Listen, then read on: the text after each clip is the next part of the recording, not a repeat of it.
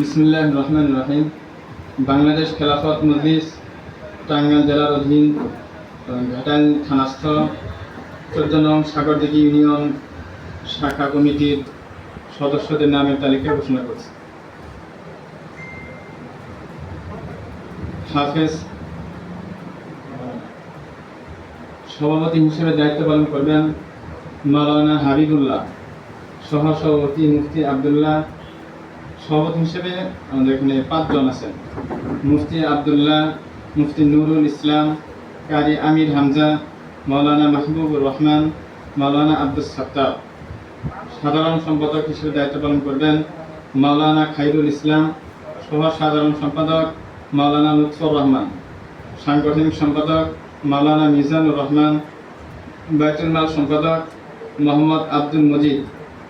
সহ বাইতুল মাল সম্পাদক কারি আব্দুল বারেক। প্রশিক্ষণ সম্পাদক মুফতি খিজির। অফিস সম্পাদক রফিকুল ইসলাম। প্রচার ও প্রকাশনা সম্পাদক হাফেজ জসিমউদ্দিন। সহ প্রচার ও প্রকাশনা সম্পাদক হাফেজ ফরহাদ।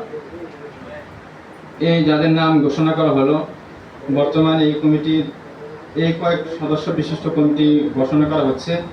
পরবর্তী সময়ে তারা আরও যাদের সংযোজন করা যায় পরামর্শক্রমে আলোচনা করে থানার সাথে তারা এটা পূর্ণ করবেন ইনশাল্লাহ। তো আপনাদের এখানে